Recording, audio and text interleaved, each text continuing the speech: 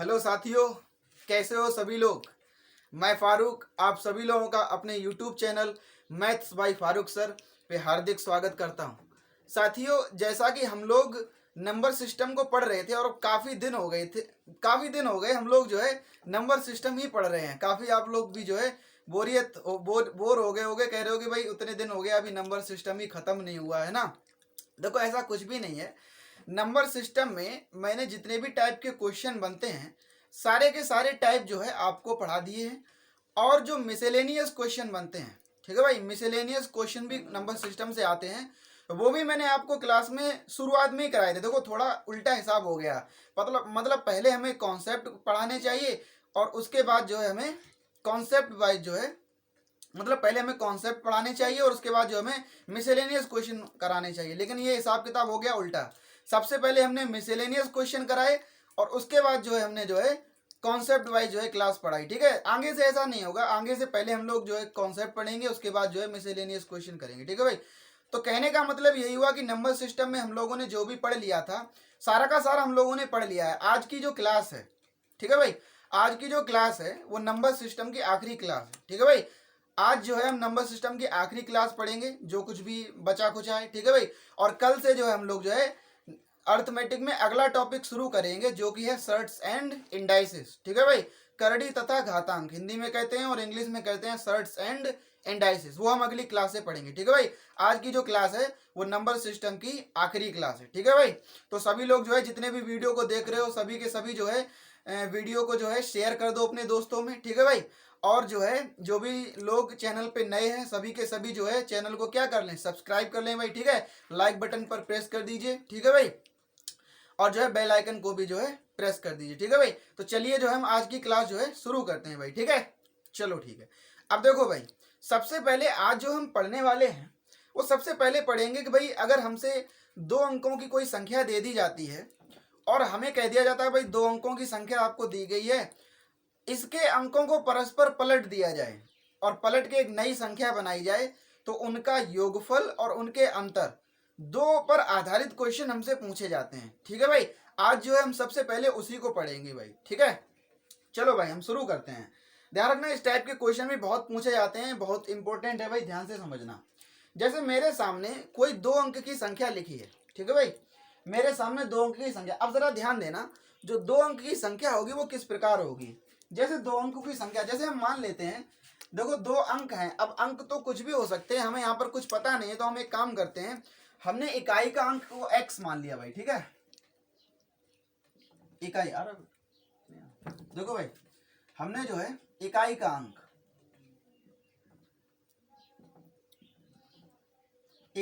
हमने x मान लिया और दहाई का अंक, ठीक है भाई, दहाई का अंक हमने इसको क्या मान लिया, बोलो भाई। इंग्लिश में समझ लेना, इकाई यानी यूनिट डिजिट हमने मान लिया कितना, x, और टेंथ जो डिजिट होता है, ठीक है, वो हमने कौन सा मान लिया, बोलो, y मान लिया है भाई। ठीक है, अच्छा ठीक। अब जरा मुझे एक बात बताओ, हमारे सामने जो संख्या लिखी होगी वो किस प्रकार लिखी होगी। हमारे सामने संख्या देखो xy इसी प्रकार तो लिखी होगी भाई। जैसे मान के चलो इकाई का अंक अगर 1 हुआ और दहाई का अंक 2 हुआ, तो हमारे सामने 21, ऐसे ही तो संख्या लिखी होगी। तो हमें यहाँ पर कुछ पता नहीं है, तो हमने संख्या देखो इस तरह से लिख लिया, xy लिख लिया। ठीक है भाई, थोड़ा देखो xy हमें नहीं लिखना चाहिए, हमें क्या लिखना चाहिए, हमें yx लिखना चाहिए, क्योंकि हमने इकाई का अंक x माना है तो हमें yx लिखना चाहिए। ठीक है भाई, क्योंकि इकाई का अंक x और दहाई का अंक हमने क्या माना है, y माना है, तो हमें संख्या क्या लिखनी चाहिए, yx। अब देखो ये संख्या तो yx है, अगर हम इसको विस्तार से देखें कि भाई ये संख्या बनी कैसे होगी, ये संख्या जो है बनी कैसे होगी, तो अभी आप मुझे एक बात बताओ, इकाई का अंक मैंने x माना है तो इसमें 1 का गुणा होगा, और दहाई का अंक मैंने y माना है तो इसमें किसका गुणा होगा, 10 का गुणा होगा। यानी ये जो संख्या बनी होगी ये ऐसे ही तो बनी होगी, 10y प्लस का कितना, बोलो x। अब मुझे खुद से बताओ, जैसे संख्या 53 लिखी है तो देखने में xy के फॉर्म में ये संख्या 53 लिखी है, लेकिन मैं पूछूं कि भाई ये संख्या बनी कैसे होगी, तो आप ऐसे ही तो बनी होगी, इकाई का अंक 3 है तो इसमें 1 का गुणा, दहाई का अंक 5 है तो इसमें 10 का गुणा, यानी कि 50, 50 प्लस 3 ही तो ये संख्या 53 बनी है। उसी प्रकार अगर yx मैंने से लिख दिया तो ये संख्या बनी कैसे होगी, ये 10y plus x, 10y plus x इसी से तो बनी होगी, है ना। तो देखो अब जरा ध्यान देना, मतलब हमारे सामने जो हमारी मूल संख्या है वो yx है जिसमें x इकाई का अंक और y दहाई का अंक है, लेकिन ये बनी संख्या होगी 10y प्लस x से, जहां पर x और y क्या है, इकाई और दहाई के क्या है, अंक है। अच्छा ठीक, अब मैंने क्या काम किया, मैंने कहा कि भाई आप इसी संख्या के जो अंक हैं उनको परस्पर पलट दीजिए। पलटने का मतलब है इकाई का अंक उसको दहाई का अंक बना दीजिए और जो दहाई का अंक है उसको इकाई का अंक बना दीजिए। ठीक है भाई, मैंने कहा कि भाई इस संख्या को जो है पलट दीजिए आप। तो देखो yx है तो अब क्या हो जाएगा बोलो, xy हो जाएगा। इसका मतलब ये है कि अब इकाई का अंक कितना हो जाएगा y और दहाई का अंक कितना हो जाएगा बोलो x। और अगर हम इसको पूछे कि भाई ये बनी कैसे होगी, तो ये संख्या इसी तरीके से बनी होगी 10x प्लस कितना बोलो y, क्योंकि y इकाई का अंक बन गया इसलिए अब 1 का गुणा होगा और x दहाई का अंक बन गया इसलिए किसका गुणा होगा, 10 का। हमने क्या किया कि दोनों इक्वेशन को जोड़ दिया भाई। ठीक है भाई, दोनों इक्वेशन को जोड़ देते हैं तो ये बनेगा yx प्लस का कितना बोलो xy बराबर। अब देखो ये 10y प्लस का 1y कितना बनेगा बोलो, 11y प्लस देखो x और प्लस 10x कितना हो जाएगा बोलो, 11x। ठीक है भाई, हमने क्या काम किया कि इसमें 11 कॉमन ले लिए, तो देखो ये आएगा x प्लस वाई बराबर कितना आएगा बोलो, x प्लस वाई, और इधर कितना आएगा, ये आ जाएगा yx और प्लस का कितना बोलो, xy। ठीक है भाई, देखो ये जो हमारे सामने डेरिवेशन है, ये हमारे सामने जो एक्सप्रेशन लिखा हुआ है यही मोस्ट इंपॉर्टेंट है, ध्यान से समझना इसका आखिर मतलब क्या हुआ। देखो इसका मतलब ये हुआ कि अगर हम 2 अंक की कोई मूल संख्या ले लें, ठीक है भाई, और अगर हम उसके जो अंक हैं उसको परस्पर पलट दें। ठीक है भाई, अगर हम 2 अंकों की कोई संख्या ले लें और उसके अंकों को परस्पर पलट दें, ठीक है भाई, तो उन दोनों का जो योगफल होता है, मूल संख्या और अंकों को पलटकर बनाई गई संख्या, दोनों का जो योगफल होता है वो होता है 11 का गुणज होता है, बराबर क्या होता है, 11 का गुणज। और कौन सा गुणज होता है, x प्लस वाईवा गुणज होता है। कौन सा गुणज होगा, x प्लस वाईवा गुणज होगा। ठीक है भाई, देखो इसको मैं और क्लियर करके अच्छी तरीके से समझाता हूं। इसका सीधा सीधा मतलब ये हुआ कि भाई 2 अंकों की जो भी संख्या होगी, अगर उसके अंकों को हम पलट दें और अंकों को पलटने से जो संख्या बनी है वो वाली संख्या, और जो मूल संख्या थी वो वाली संख्या, दोनों को अगर हम जोड़ लें तो वो संख्या जो होगी वो हमेशा 11 से क्या होगी, विभाजित होगी। 11 से विभाजित करने पर जो भी यहाँ पर बचेगा वो x प्लस वाई का मान होगा। इसका मतलब इकाई और दहाई के अंक जो हमने माने हैं वो अंकों का योगफल हमारे सामने आएगा। ठीक है भाई, तो सीधा सीधा इस बात को जो है नोट पॉइंट बना के लिख लेना कि 2 अंकों से बनी संख्या तथा उसके अंकों को परस्पर पलटने से बनी संख्या का जो योग होता है वो 11 का क्या होता है, गुणज होता है, तथा x प्लस वाई वहां गुणज होता है। ठीक है भाई, इतनी बात को आप समझ में आई। ठीक है भाई, अब इस पर क्वेश्चन कैसे पूछ जाते हैं वो भी हम कराएंगे, लेकिन उससे पहले अभी हमने क्या किया कि इनका योग किया और अभी हम क्या करेंगे, इनको क्या करेंगे, माइनस करेंगे भाई। ठीक है, माइनस करते हैं तब देखते हैं कि भाई इसमें जो है क्या चेंजमेंट आते हैं भाई। ठीक है, ठीक है भाई, चलो अब देखो अभी हमने क्या किया था, इनको जोड़ा था और अब जो है हम लोग इसको घटाएंगे। जैसे हमने क्या किया कि भाई 2 अंकों की संख्या ले ली और उसके अंकों को परस्पर पलट दिया, तो अभी हमने दोनों इक्वेशन को जोड़ा था, अब हम दोनों इक्वेशन को घटाएंगे। घटाने का मतलब ये हो गया कि भाई हम डिफरेंस लेंगे भाई। ठीक है, इस वाली संख्या में से इस वाली संख्या को घटाएंगे तो यहाँ पर चिन्ह लग जाएगा किसका, डिफरेंस का। अब देखो 10y में से 1y जाएगा, कितना बचेगा, 9y। ठीक है भाई, और देखो जब मैं इसमें से देखो x में से 10x जाएगा, कितना बनेगा बोलो, माइनस का कितना बोलो, 9x। यहाँ पर देखो 10y में से 1y गया, कितना बचा, 9y, और x में से 10x गया, कितना बचा बोलो, 9x। अब देखो हम इसमें से क्या कॉमन लेंगे, 9 कॉमन लेंगे। ठीक है भाई, तो जब हम इसमें से 9 कॉमन लेंगे तो देखो 10y में से 1y गया था तो वो कितना बचा था, 9y, और माइनस कितना, 9x। ठीक है, अब जरा ध्यान देना, तो हमने क्या काम किया कि 9 कॉमन ले लिया तो अंदर क्या बचेगा बोलो, y डिफरेंस कितना बोलो, x। ठीक है भाई, और यहाँ पर भी हम क्या लेंगे बोलो, yx डिफरेंस कितना बोलो, xy। ठीक है भाई, देखो इसका सीधा सीधा मतलब ये हुआ कि अगर हम 2 अंकों की संख्या ले लें और उसको पलट दें, उसके अंकों को पलट दें, तो जो पलटी हुई संख्या है और जो मूल संख्या थी उन दोनों का जो डिफरेंस होता है वो y डिफरेंस xवा गुणज होता है किसका, 9 का। सीधा सीधा मतलब ये है कि दोनों संख्याएं जो होंगी उनका जो अंतर होगा वो सदैव 9 से विभाजित होगा।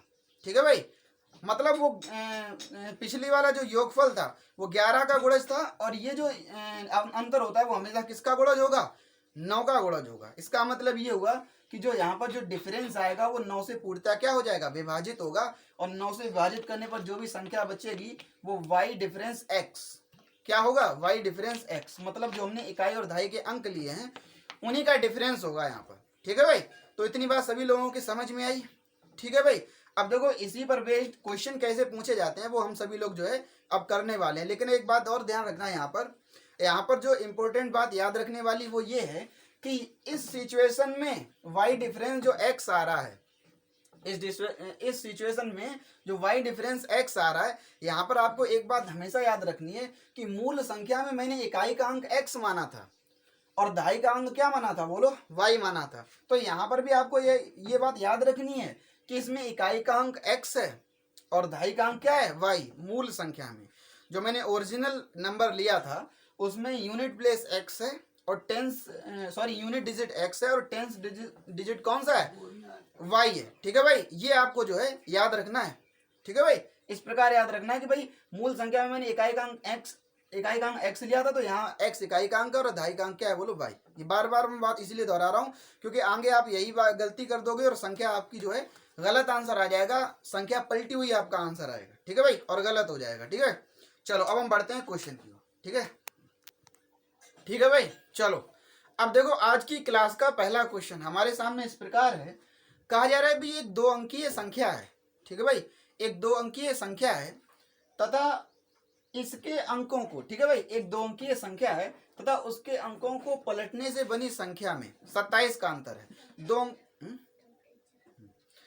दो अंकीय संख्या है, ठीक है, और उसके अंकों को पलटने से बनी जो संख्या है उन दोनों में जो डिफरेंस है वो 27 का है। ठीक है भाई, 27 का अंतर है और हमसे क्वेश्चन में ये पूछा जा रहा है यदि इसी संख्या के अंक 1:2 के अनुपात में। ठीक है भाई, अब देखो संख्या के अंक दे रहा है तो हम देखो शुरुआत कहाँ से करते हैं, इकाई से, फिर दहाई से, फिर सैकड़ा से।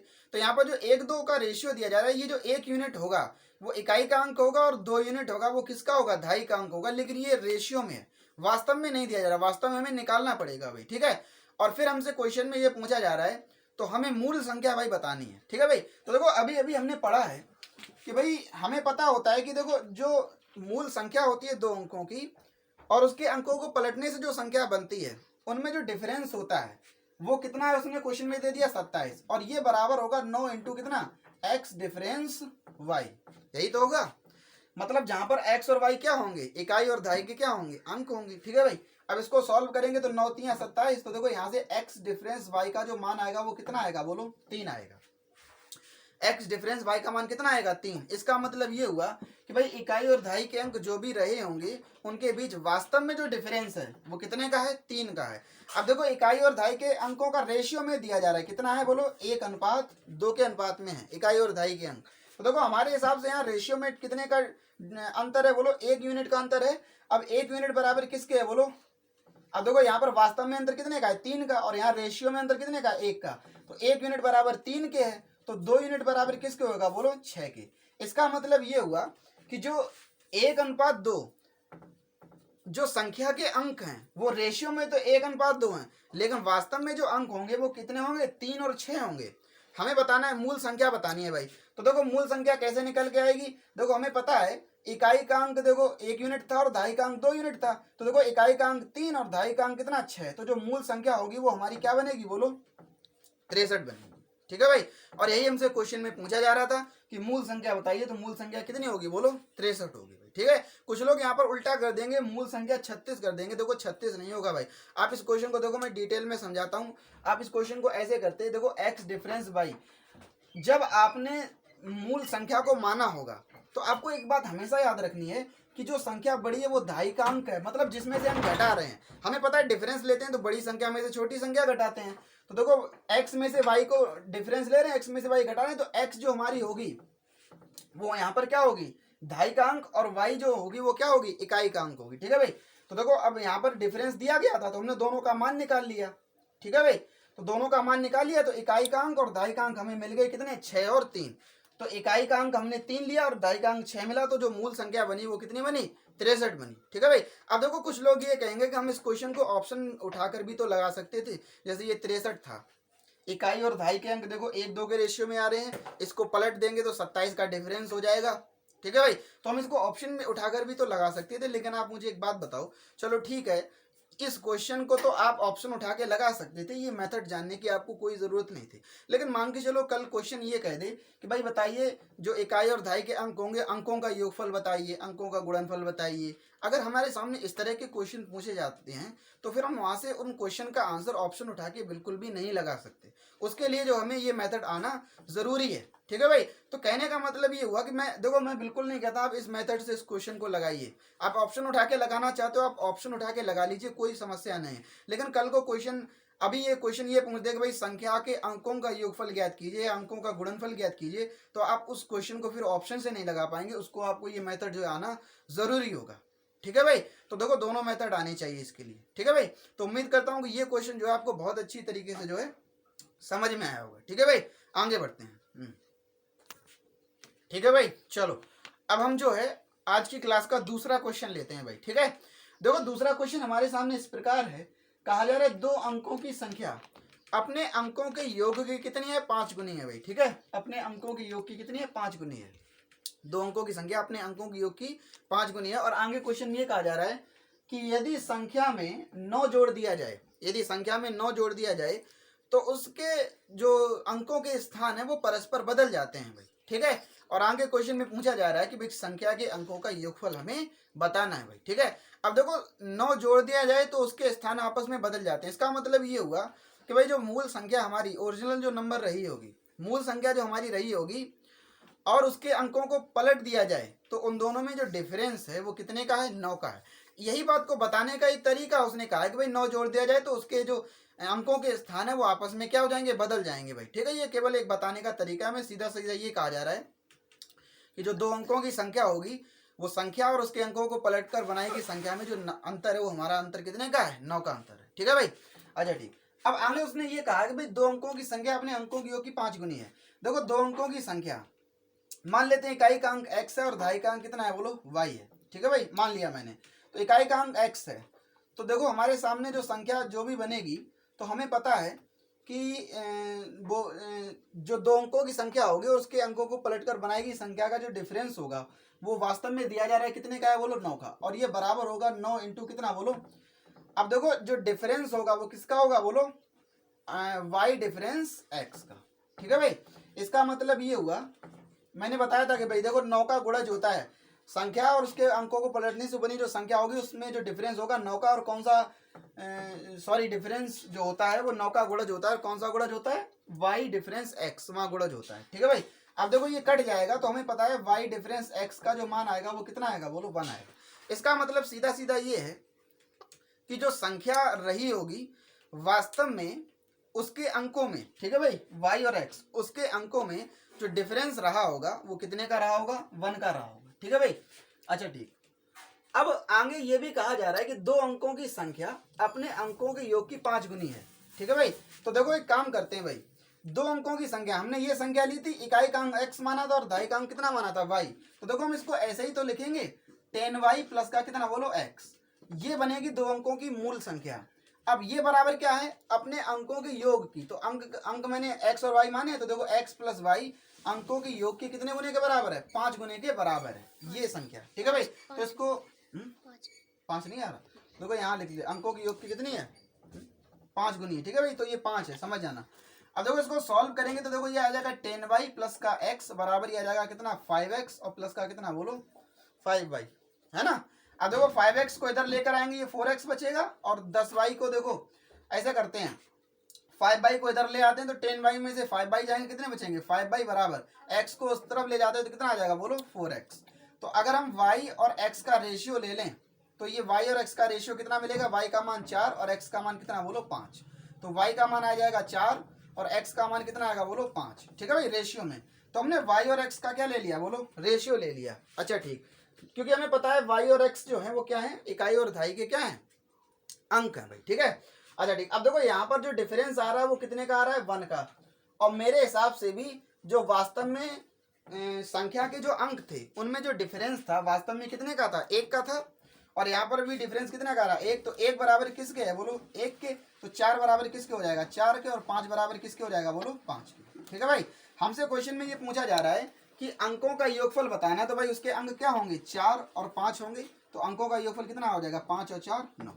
तो कहने का मतलब ये हुआ कि इस क्वेश्चन का जो आंसर आएगा वो कितना आएगा, 9 आएगा। यानी कि संख्या के अंकों का जो योग होगा वो कितना होगा, 9 होगा भाई। ठीक है, अगर हमसे क्वेश्चन में पूछा जाता संख्या बताइए तो हम संख्या भी बता सकते थे। हमें पता है कि देखो x का मान कितना है बोलो 5, और x मैंने क्या माना है, इकाई का अंक, और y का मान कितना है बोलो, y का मान कितना है 4, तो y मैंने क्या माना था, ढाई का अंक। तो अगर हमसे संख्या पूछा जाता तो हम संख्या कौन सी हो जाती बोलो, 45 हो जाती। ठीक है भाई, संख्या क्या हो जाती 45, और संख्या के अंकों का जो योग है वो कितना है बोलो 9 है। अब आप इस क्वेश्चन को, अगर आपको ये मेथड नहीं पता था तो आप इस क्वेश्चन को ऑप्शन उठा के नहीं लगा सकते थे, है ना भाई। इसीलिए जो है मेथड पता होना जरूरी है। ठीक है भाई, तो इसका जो आंसर आएगा वो कितना आएगा, 9 आएगा। उम्मीद करता हूँ कि ये क्वेश्चन आपको जो है बड़ी अच्छी से समझ में आया होगा। ठीक है भाई, आगे बढ़ते। ठीक है भाई, चलो बढ़ते हैं जो है आज के अगले क्वेश्चन, तीसरा क्वेश्चन भाई हमारे सामने इस प्रकार है।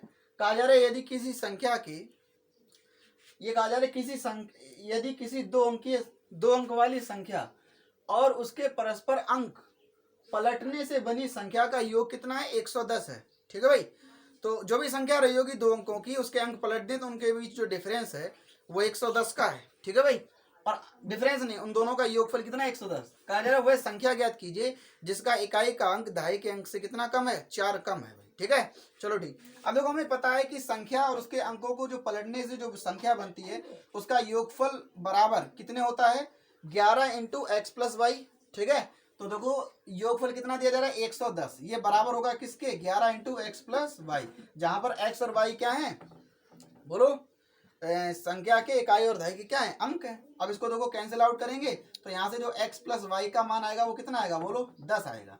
इसका मतलब ये हुआ कि जो इकाई और दहाई के अंक रहे होंगे उनका जो योगफल होगा वो कितना होगा, 10 होगा। अब क्वेश्चन में कहा जा रहा है कि इकाई का अंक दहाई के अंक से क्या है, 4 कम है। मान लेते हैं संख्या का इकाई का अंक x है, तो अगर इकाई का अंक x है और इकाई का अंक दहाई के अंक से 4 कम है, तो जाहिर सी बात है दहाई का अंक इकाई के अंक से 4 ज्यादा रहा होगा, तो दहाई का अंक कितना हो जाएगा बोलो, x प्लस 4। तो देखो इकाई और दहाई के अंकों को हमने जोड़ लिया तो ये बराबर, अब देखो दोनों का योगफल कितना है, 10 के बराबर है। तो हम इसको जोड़ेंगे तो देखो 2x बराबर 4, इस तरफ जाएगा 6 के, तो जो x का मान आएगा वो कितना आएगा बोलो, 3 आएगा। जो x का मान आएगा वो कितना आएगा बोलो, 3। और x मैंने क्या माना था, इकाई का अंक, तो इकाई का अंक तो 3 होगा और इकाई का अंक दहाई के अंक से 4 कम है, तो दहाई का अंक 4 ज्यादा रहा होगा, तो 3 प्लस 4 कितना बोलो, 7। इसका मतलब ये हुआ कि जो दहाई का अंक रहा होगा वो 7, अतः जो मूल संख्या होगी, ठीक है भाई, वो मूल संख्या हमारी कितनी होगी, 73 होगी, 73 होगी भाई। ठीक है, तो यही हमारे क्वेश्चन का आंसर होगा, मूल संख्या कितनी होगी, 73 होगी भाई। ठीक है, उम्मीद करता हूँ कि ये भी क्वेश्चन जो है आपको जो है समझ में आया होगा। ठीक है भाई, आगे बढ़ते हैं। ठीक है भाई, चलो बढ़ते हैं आज के जो है अगले क्वेश्चन, चौथे क्वेश्चन पे बढ़ते हैं। ठीक है भाई, देखो चौथा क्वेश्चन हमारे सामने इस प्रकार दिया जा रहा है। कहा जा रहा है कि भाई एक संख्या है जिसके अंकों का योगफल कितना है, 7 है भाई। ठीक है, संख्या के अंकों का योगफल कितना है, 7 है। कहा जा रहा है भाई इस संख्या, ये कहा जा रहा है अंकों का योगफल 7 है। यदि अंकों को पलट दिया जाए तो अगर नई संख्या में हम कितना जोड़ दें, 3 जोड़ दें, तो वह मूल संख्या की 4 गुनी हो जाती है। ठीक है भाई, मूल संख्या की 4 गुनी हो जाती है। और ऐसे में हमसे क्वेश्चन में पूछा जा रहा है कि भाई मूल संख्या ज्ञात कीजिए भाई। ठीक है, तो दो एक काम करते हैं, मान लेते हैं भाई इकाई का जो अंक है, इकाई का अंक जो है वो हमने मान लिया x, और दहाई का अंक हमने मान लिया कितना बोलो y। तो देखो हमसे क्वेश्चन में ऐसा बोला जा रहा है कि भाई x प्लस वाई बराबर कितना है बोलो, 7। इकाई और दहाई का अंक का जो योगफल दिया जा रहा है वो कितना है बोलो, 7 दिया जा रहा है। ठीक है भाई, अच्छा अब आगे कहा जा रहा है कि अंक अगर पलट दिए जाएं, तो अभी आप मुझे एक बात बताओ, अगर मैंने इकाई का अंक x माना है और दहाई का अंक मैंने कितना माना है बोलो, y, तो मैं इस संख्या को लिखूंगा कितना बोलो, 10y प्लस x। ऐसे ही तो लिखूंगा भाई, मूल जो संख्या होगी, अगर मैंने इकाई का अंक x माना है और दहाई का मान मैंने y माना है, तो जो मूल संख्या बनेगी वो कितनी बनेगी, 10y प्लस x। अब उसने कहा कि भाई आप इनके अंक बदल दीजिए, तो कितना रह जाएगा बोलो, 10x प्लस y। तो पलटने से बनी संख्या कौन सी बनेगी बोलो, 10x और प्लस का कितना बोलो, y। अब ये पलटी हुई संख्या में कह रहा है कि भाई 3 जोड़ देने पर जो मूल संख्या थी, मूल संख्या हमारी कितनी थी बोलो, 10y प्लस x। ये मूल संख्या थी, मूल संख्या की कितनी गुना हो जाती है बोलो, 4 गुना हो जाती है।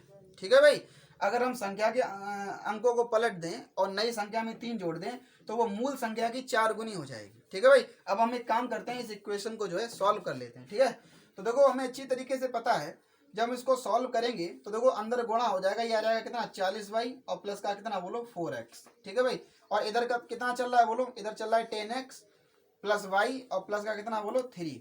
अब जरा ध्यान देना भाई, यहाँ पर 40y है और यहाँ पर कितना है केवल y है। ठीक है भाई, और यहाँ पर 10x है और यहाँ पर कितना है बोलो 4x है। तो हम एक काम करते हैं, इसको इस तरफ ले आते हैं।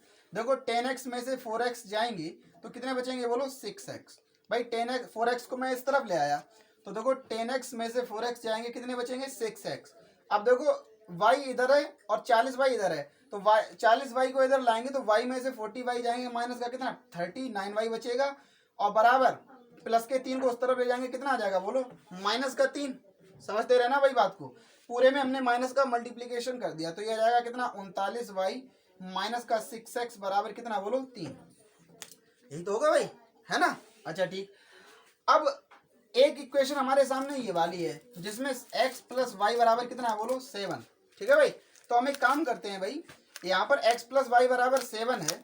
इस इक्वेशन में हमने क्या काम कर लिया, इस इक्वेशन में मैंने 6 का मल्टीप्लाई कर दिया तो ये बनेगा कितना बोलो देखो 6x और प्लस का कितना बोलो 6y और बराबर 6 सत्ते कितना बोलो 42। यही तो बनेगा।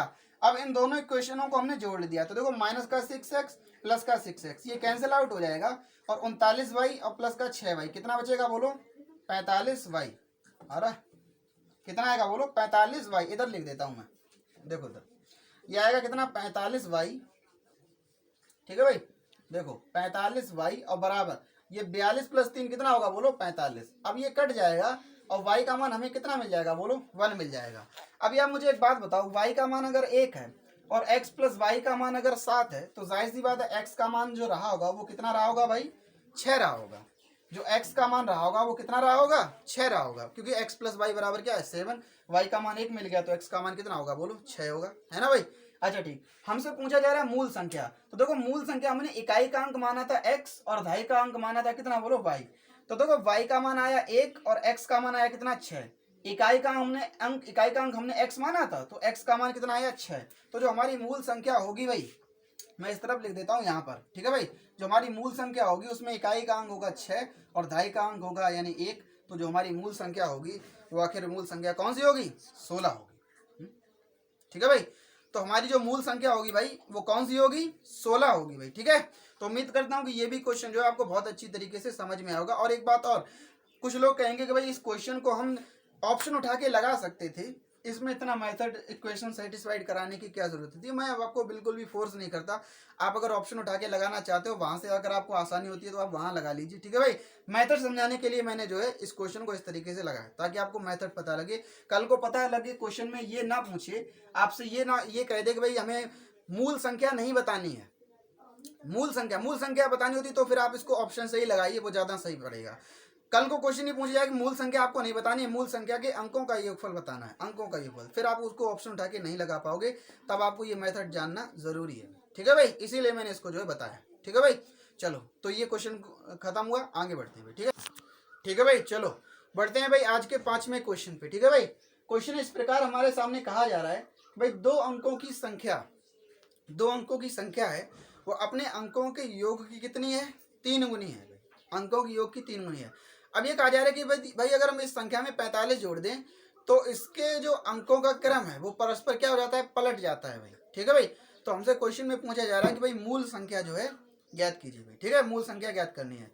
तो देखो कहने का मतलब ये है कि देखो 45 जोड़ने पर संख्या का क्रम पलट गया, इसका सीधा सीधा मतलब ये है कि दो अंकों की जो संख्या रही होगी उसके अंकों को अगर परस्पर हम पलट दें तो अंकों उन दोनों की भी जो डिफरेंस है वो कितने का है 45 का है भाई। ठीक है, तो मान लेते हैं जो संख्या रही होगी वो कितनी रही होगी बोलो 10x प्लस वाई। ध्यान रखना यहाँ पर अगर मैंने संख्या को 10x प्लस वाई लिखा है तो इसका मतलब मैंने इकाई का अंक y माना और दहाई का अंक कितना माना है x माना है। ठीक है भाई, अब ये कहा जा रहा है कि ये जो दो अंकों की संख्या है वो अपने अंकों के योगफल यानी कि x प्लस वाई अंकों के योगफल की कितनी गुनी है, योग की 3 गुनी है। सॉल्व कर लेते हैं इसको, तो देखो ये आ जाएगा 10x प्लस का y बराबर कितना आ जाएगा 3x प्लस का कितना बोलो 3y।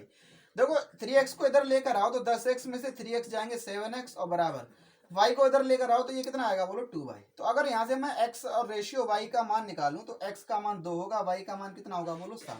तो देखो x का मान 2 यूनिट और y का मान कितना 7 यूनिट, यही तो रेशियो में वैल्यू होगी इनकी, है ना। अच्छा ठीक, अब क्वेश्चन में कहा जा रहा है कि संख्या, यहाँ पर हमसे क्वेश्चन में ये कहा जा रहा है कि देखो जो संख्या में 45 जोड़ने पर संख्या के जो क्रम है वो पलट गया। इसका मतलब जो मूल संख्या रही होगी और उसके अंकों को पलट देंगे, जो संख्या बनेगी उनके बीच जो डिफरेंस होगा वो कितने अंक होगा 45। और हमें पता है ये 45 बराबर होगा किसके 9 इंटू कितना बोलो x difference y, 9 into x difference y। ठीक है भाई, तो ये कट जाएगा कितना 9 पना 45, तो x difference y, x difference y ये कितना आएगा बोलो 5 आएगा। इसका मतलब ये है कि जो इकाई और दहाई के अंक रहे होंगे उनमें जो डिफरेंस है वास्तव में वो कितने का है 5 का है।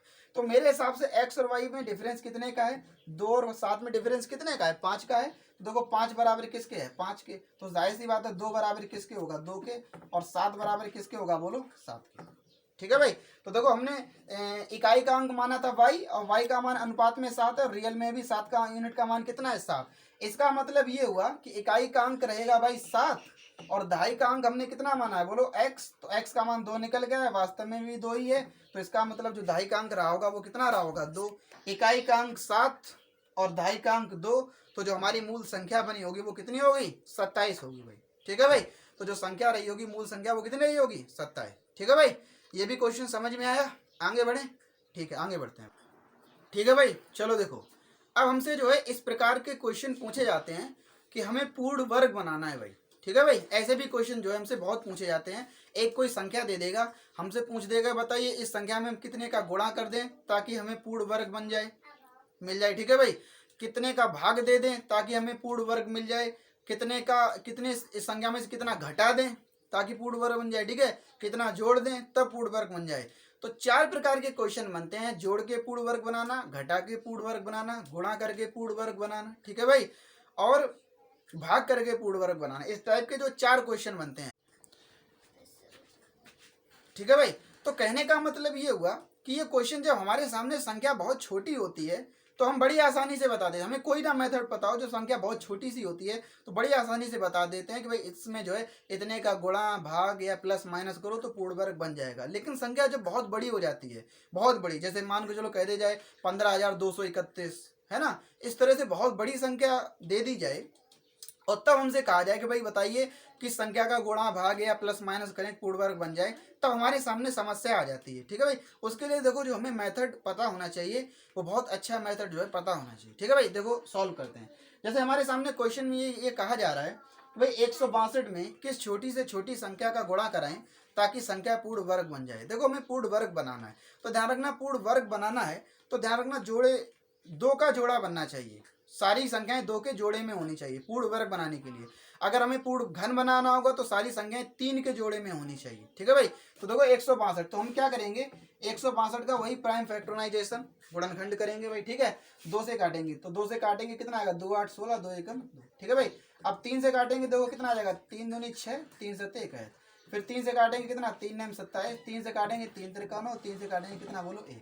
अब मैंने क्या काम किया, मैंने कहा कि भाई पूर्ण वर्ग बनाने के लिए हमें 2 2 जो भी संख्याएं हमारे सामने आए वो हमेशा 2 के जोड़े में होनी चाहिए। यहाँ पर देखो 2 के जोड़े 3 3 का, यहाँ पर ये तो संख्या 2 के जोड़े में बन गई, लेकिन आप मुझे एक बात बताओ ये जो संख्या 2 रह गई है क्या ये जोड़े में आ पाई, नहीं आ पाई। तो हम एक काम करें इसी में किसका गुणा करा लें 2 का गुणा करा लें तो इसका भी क्या बन जाएगा जोड़ा बन जाएगा भाई, इसका भी क्या बन जाएगा जोड़ा बन जाएगा और संख्या हमें क्या कर देगी बोलो पूर्ण वर्ग दे देगी। ठीक है भाई, तो फाइनली आंसर इसका ये होगा भाई संख्या में 2 का गुणा करा लीजिए तो हमें पूर्ण वर्ग बन जाएगा। और किसका पूर्ण वर्ग बनेगा, जोड़े में से एक एक संख्या उठा लो 3 3 और 2, 3 3 का 9 और 9 दूनी कितना बोलो 18। इसका मतलब ये है जो संख्या पूर्ण वर्ग बनेगी वो किसका बनेगी 18 का वर्ग बनेगी भाई। ठीक है, तो कहने का मतलब जब भी गुणा कराना तो ये देख लो किसका जोड़ा नहीं बन रहा है उसी का मल्टीप्लाई करा दो, आंसर आ जाएगा भाई। ठीक है, चलो ठीक आगे बढ़ते हैं भाई।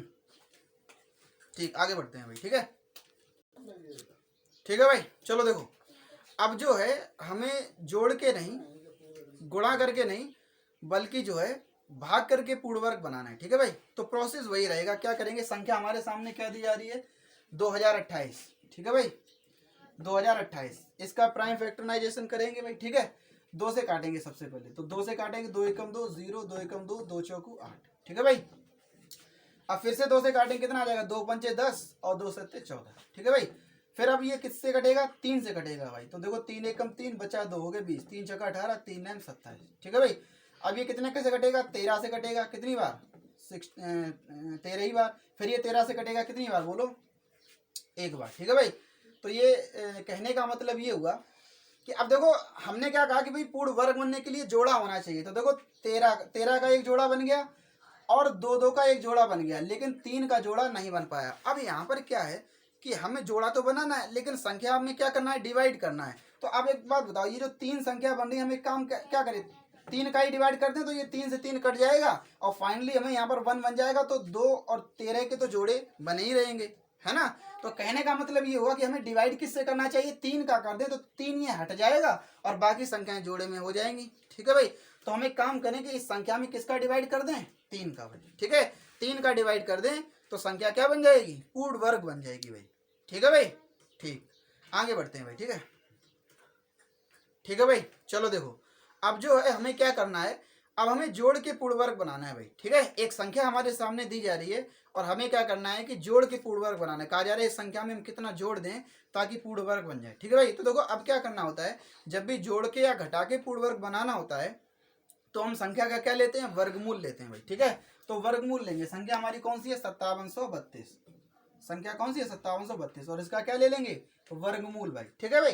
देखो वर्गमूल लेने के लिए हमें क्या बनाने पड़ते हैं, जोड़े बनाने पड़ते हैं पीछे से 2 के, ठीक है भाई। तो अब क्या करेंगे, देखो सबसे ऐसी छोटी संख्या से काटो जो 57 से ज्यादा ना निकले, कम भले हो जाए, ठीक है भाई। तो देखो 7 से काटेंगे, 7 सत्ते 49, ये कम रह जाएगी भाई, ठीक है। तो देखो 7 से काटेंगे तो देखो 7 का ही गुणा कराना पड़ेगा, तो देखो 7 सत्ते कितना आएगा बोलो, 49, ठीक है भाई। तो देखो 7 का गुणा कराएंगे तो तो कितना हो जाएगा बोलो, 7 सत्ते 49, ठीक। तो देखो इसको घटाएंगे तो कितना आएगा बोलो, 17। अब 17 में से जो 9 जाएंगे वो कितने बचेंगे बोलो, 8, और 4 में से 4 जाएंगे, कुछ भी नहीं बचेंगे, ठीक है भाई। अब इन दोनों को जोड़ लिया जाता है, 7 और 7 कितने हो जाएंगे बोलो, 14, ठीक है भाई। अब देखो हम यहाँ पर एक भी ले लें तो ये ज्यादा निकल जाएगा, तो हमें क्या करना पड़ेगा, कैरी लेना पड़ेगा, और कैरी में पूरा जोड़ा आएगा वो कितना आएगा बोलो, 832, ठीक है।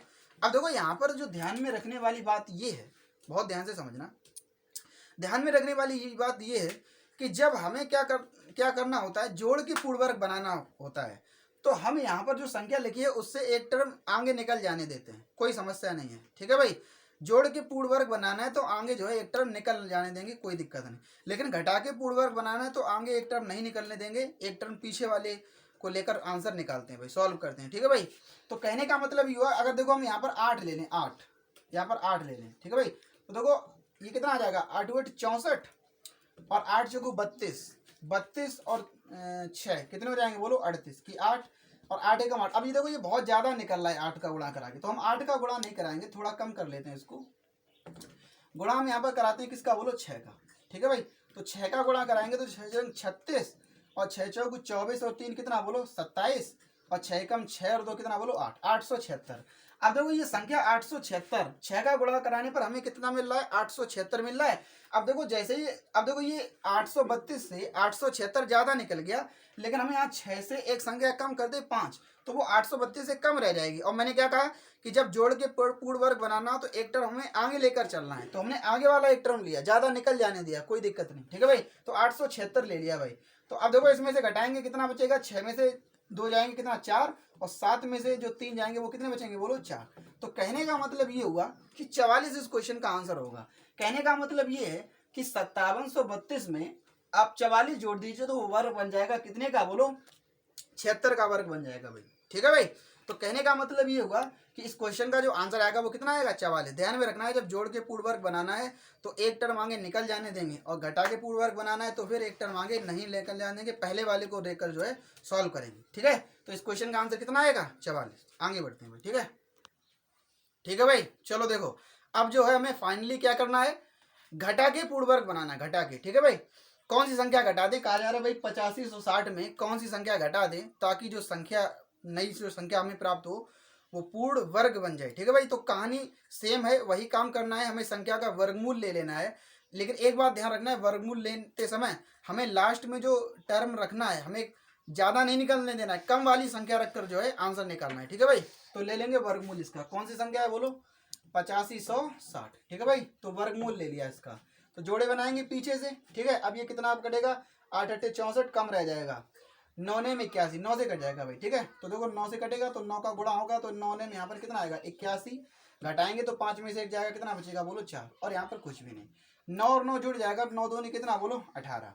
कैरी लेना पड़ेगा, यहाँ पर कितना आएगा बोलो? 60। अब जरा ध्यान देना भाई, यहाँ पर अगर हमने 3 का गुणा करा लिया भाई, 3 का, तो देखो ये आ जाएगा 3 त्रिका 9, 3 अट्ठे 24।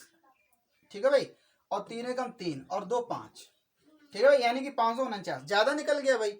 तो हमने क्या कहा कि जब भी घटा के पूर्ण वर्ग बनाना है तो आगे नहीं निकलने देना, कम वाली संख्या लेनी है। तो इसका मतलब 3 नहीं और कम करो इसमें से। ठीक है भाई, जैसे हम यहाँ पर कितना करें बोलो? यहाँ तो 9 था ही था, दो संख्या लेंगे, 2। तो जब हम 2 लेंगे तो कितना आएगा बोलो? 2 का इसमें गुणा कराएंगे, 2 दूनी 4, 2 8 16 और 2 एकम 2 और 1 3। कितना आया बोलो? 364।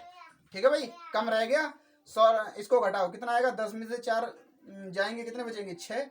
यहाँ 5 में से यहाँ 6 जाएंगे, कितने बचेंगे बोलो? 9। यानी कि कितना बोलो आया बोलो? 96। ठीक है भाई, ठीक है भाई, कितना आया बोलो? 96। तो इसका मतलब ये हुआ कि 8560 में हम 96 घटा दें। ठीक है भाई, 96 घटा दें तो ये 92 का क्या हो जाएगा बोलो? वर्ग बन जाएगा। ठीक है भाई, तो कहने का मतलब ये कि जब घटा के पूर्ण वर्ग बनाना हो तो हम इस तरह से बनाएंगे। तो इसका जो फाइनली आंसर आएगा वो कितना आएगा बोलो? 96 आएगा। 96 घटा दीजिए तो पूर्ण वर्ग बन जाएगा। ठीक है भाई, तो उम्मीद करता हूँ कि आज की क्लास में मैंने जितने भी आपको क्वेश्चन कराए हैं सारे के सारे आपको बहुत अच्छी तरीके से जो है समझ में आए होंगे। ठीक है भाई, और इसी के साथ जो है नंबर सिस्टम जो है वो टॉपिक हमारा कंप्लीट हो चुका है। अब अगली क्लास में जो हम लोग पढ़ेंगे सर्ट्स एंड इंडाइसेस। ठीक है भाई, करड़ी और घातांक अगली क्लास में पढ़ेंगे। नंबर सिस्टम में जितने भी टाइप के क्वेश्चन बनते हैं, मिसेलेनियस हो गया, टाइप वाइज हो गया, concept wise, low level, hard level, सारे के सारे मैंने करा दिए। कुछ भी जो है मैंने जो है नंबर सिस्टम में छुड़वाया नहीं है भाई। ठीक है, अगर आप शुरू से लेकर नंबर सिस्टम की शुरू क्लास 1 से लेकर अब तक की सारी देख लेते हो तो आपके के सामने कोई भी नंबर सिस्टम का क्वेश्चन आएगा आपसे जो है छूटेगा नहीं भाई। ठीक है भाई, तो मिलते हैं अगली क्लास में सर्ट्स एंड इंडाइसेस के साथ। ठीक है भाई, आज के लिए इतना ही। सभी लोग चैनल को लाइक कर भाई, चैनल को सब्सक्राइब कर लीजिए। ठीक है भाई, ज़्यादा से ज़्यादा अपने दोस्तों में वीडियो को भाई शेयर कर दीजिए। ठीक है भाई, लाइक बटन पर प्रेस कर दीजिए और बेल आइकन को भी जो है दबा दीजिए भाई। ठीक है, तो आज के लिए इतना ही, धन्यवाद।